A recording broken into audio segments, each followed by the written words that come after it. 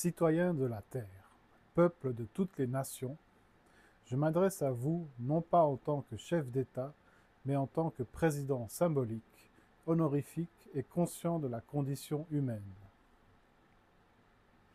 Je prends la parole pour ceux qui, comme moi, s'efforcent chaque jour de bien faire dans un monde qui parfois les traite comme des dangers. Je veux parler aujourd'hui d'un principe fondamental universel, celui du contrat social. Ce contrat dit, si tu respectes la loi, si tu participes honnêtement à la société, alors cette société doit en retour te protéger, te reconnaître, t'encourager. Je parle d'expérience. Je viens d'un pays réputé pour sa stabilité, sa paix et sa démocratie directe, la Suisse. Un pays où la Constitution dit à l'article 12 que quiconque est en détresse a droit à l'aide indispensable pour mener une vie digne. Un pays qui, à l'article 41, promet des conditions de vie permettant l'épanouissement de chacun et qui, à l'article 127, affirme que l'impôt doit être proportionné, équitable et adapté aux capacités réelles de chacun.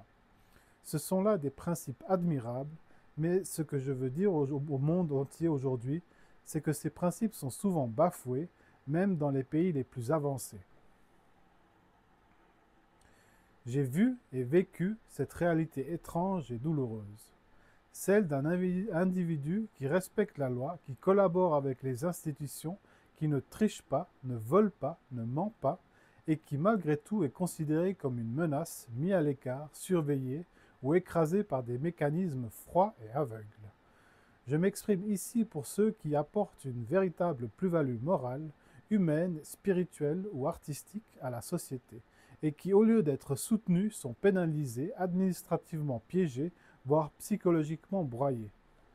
Cette logique doit être dénoncée et je le dis face au monde. Un État digne de ce nom, un système légitime, se reconnaît à la manière dont il traite ses justes.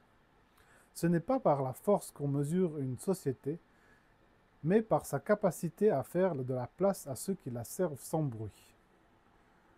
Oui, chacun doit contribuer, oui, chacun doit payer sa part dans la mesure de ses moyens, mais quand une personne agit avec honneur, courage et loyauté, et que cette personne vit dans la difficulté, alors des aménagements doivent être possibles.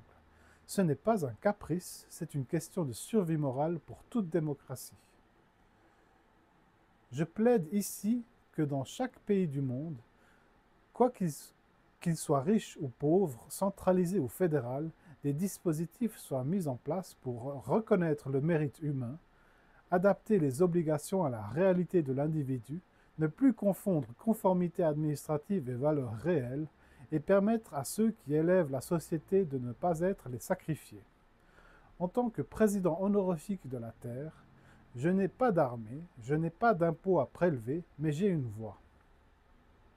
Et aujourd'hui, je m'en sers pour dire que l'avenir du monde dépendra de notre capacité à cesser de punir le bien et à récompenser l'effort honnête, et créer une société où celui qui agit avec bonté ne se retrouve plus seul contre tous. Si la Suisse, avec sa tradition de neutralité, de démocratie et de justice, n'arrive pas toujours à le faire, alors cela montre combien le chantier est mondial.